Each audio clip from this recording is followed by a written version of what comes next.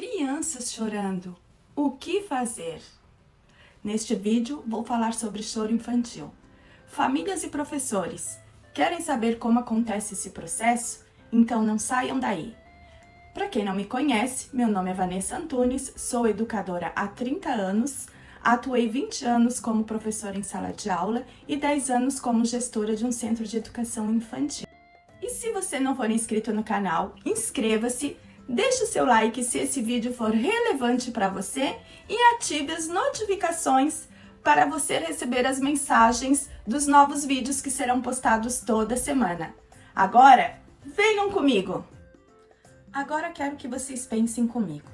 Alguém já lhe exigiu que você fizesse algo que você não estava preparado? Algo que você nunca havia feito? Vou dar um exemplo. O meu filho, ele surfa. Mas para que ele aprendesse a surfar, ele teve que primeiro preparar o organismo dele. Ele teve que aprender a respirar, ele teve que aprender a nadar, ele teve que fortalecer a musculatura dele, fazer uma série de exercícios para que ele realmente pudesse subir naquela prancha e permanecer na onda. E foi caindo e levantando com o incentivo da família que hoje ele consegue surfar e fazer aquelas manobras radicais. E se fossem comigo? Se alguém chegasse para mim agora e dissesse: Vanessa, suba naquela prancha e surfe. Será que o meu organismo estaria preparado? A minha musculatura estaria preparada, fortalecida? A minha respiração estaria preparada? Ou eu teria algum tipo de prejuízo? Poderia ter alguma fratura? Poderia me afogar e ter um pavor excessivo do mar? E o meu psicológico poderia ficar abalado. E é assim que muitas vezes agimos com os bebês e com as crianças. Os bebês, eles se comunicam através do choro. Eles choram para avisar que estão com fome, que estão com frio, sede, calor, que estão insatisfeitos com alguma coisa, que algo lhe está incomodando. E ele usa o choro como um meio de comunicação, como um meio de se expressar que algo não está certo. E é neste momento que nós precisamos ter paciência, acolher esse bebê. O acolhimento, ele é essencial. O apoio da família, a paciência, o acolhimento da família, ele é muito importante para esse processo. Isso faz toda a diferença. Isso é fundamental para o desenvolvimento do ser humano. E nós precisamos ser colaboradores para auxiliar esses bebês, essas crianças a serem adultos saudáveis. Pesquisas mostram que o nosso lóbulo frontal, que ele fica logo atrás da testa, que é responsável pela personalidade, pelo humor, pelo comportamento social, pelos sentimentos e tantas outras coisas. E esse lóbulo frontal, ele encerra o seu desenvolvimento por volta de 20 anos de idade. E muitas vezes eu e você exigimos um pensamento, um comportamento de bebês e crianças que biologicamente elas não estão preparadas. Por isso a importância de nós intervirmos, auxiliar, ajudar essas crianças e esse bebê. O bebê, ele está em desenvolvimento, ele está começando a entender um pouquinho das suas emoções. Por isso é tão importante a ação de um adulto de referência, das famílias, dos professores. Lembrem-se que o nosso lóbulo frontal, ele já está pronto, ele já está preparado. Por isso nós precisamos auxiliar essas crianças. Por isso a gente deve ter respeito, empatia por esses bebês e essas crianças. Por isso devemos fazer tudo para auxiliá-las nesse momento. Como já vimos, o bebê ele se comunica através do choro. E é por isso que ele precisa de adultos que estimulem ele, que brinquem com ele, que contem histórias, que cantem, que façam barulhos. Isso é muito importante para que o processo da fala aconteça naturalmente. mas seja um adulto brincalhão, seja um adulto que converse, seja um adulto que esteja o tempo todo interagindo com esses bebês, conversando, mesmo que você pense assim, ele não está entendendo nada, mas isso é muito importante. Essa criança, esse bebê vai se sentindo mais seguro, mais amado, mais protegido. Já as crianças bem pequenas, segundo a BNCC, que é por volta de 1 ano e 7 meses a 3 anos e 11 meses, eles estão em desenvolvimento da linguagem oral. Por isso é tão importante lá no início a gente brincar com aquela criança, com aquele bebê, fazer barulho, cantar, para que esse processo aconteça naturalmente. É nessa idade que ela fortalece a sua linguagem oral. E o choro já não é mais o único meio de comunicação dela. Eu vou dar um exemplo. Eu tenho 3 netos, mas vou falar dos 2 mais novos. Tenho José, de 5 meses, que pertence a um agrupamento de bebês. E a sua comunicação se limita ao choro. Ele chora quando está com fome, ele chora quando está com dor, ele chora quando ele está com frio, ele chora quando está com calor. Ele chora agora neste momento que a dentição está saindo, então ele fica irritado, ele passa as mãozinhas, ele chora, ele demonstra que algo está incomodando. Então a sua comunicação se limita ao choro. E é por isso que nós, da família, devemos entender.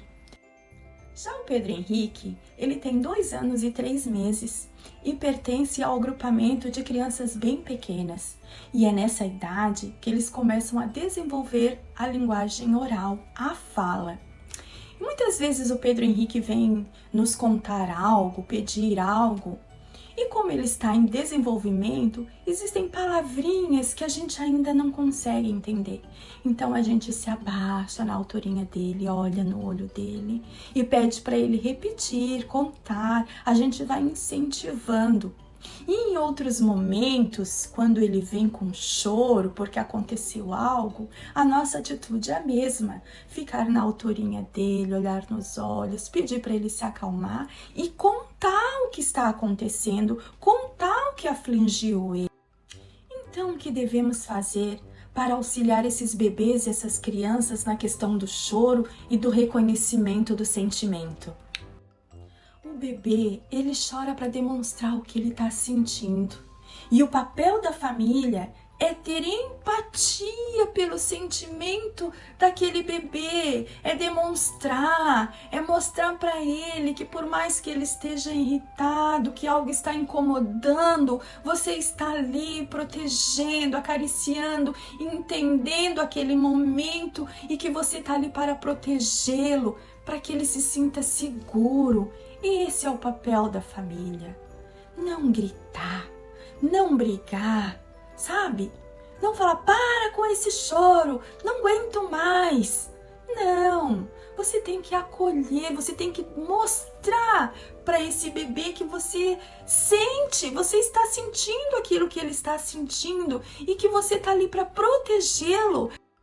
E com as crianças maiorzinhas, as crianças do agrupamento de crianças bem pequenas e de crianças pequenas, não deve ser diferente.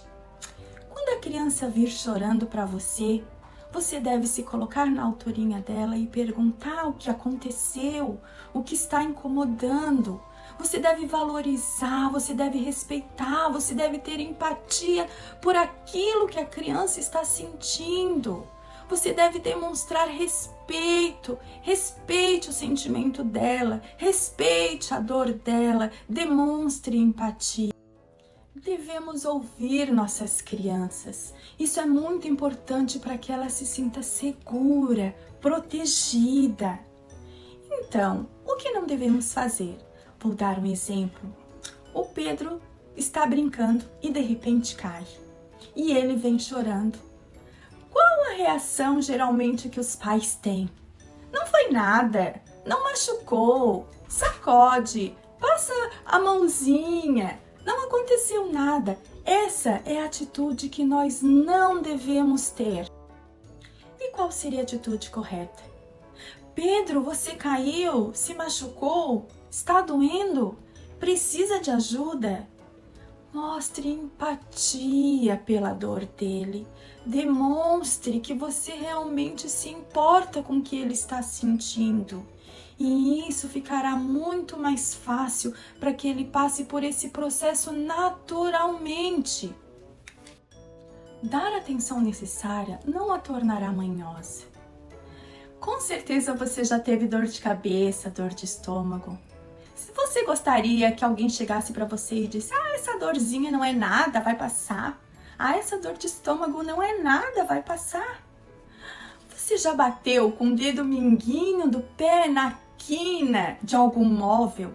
Que vem aquela dor que o espírito parece que sai do corpo e depois volta. Aquela dor horrível.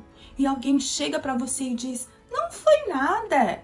Volta a fazer o que você estava fazendo, nem machucou. Você gostaria de ouvir isso? Queridos, temos que mudar o nosso pensamento, temos que mudar a nossa atitude. Se eu quero que a criança entenda, compreenda o que ela está sentindo, nós não podemos ser indiferentes. Lembra quando eu falei do lóbulo frontal, que ele termina o desenvolvimento por volta dos 20 anos de idade? Como nós podemos exigir que uma criança, que um bebê, que ele sinta, que ele pense, que ele tenha atitudes de um adulto que já tem o seu lóbulo frontal pronto? Vou dar um conselho para vocês, pais. Fortaleçam o vínculo, a empatia com os professores dos filhos de vocês, principalmente nessa fase da adaptação. Gente, uma criança chorando já é difícil. Imagine muitas crianças chorando ao mesmo tempo.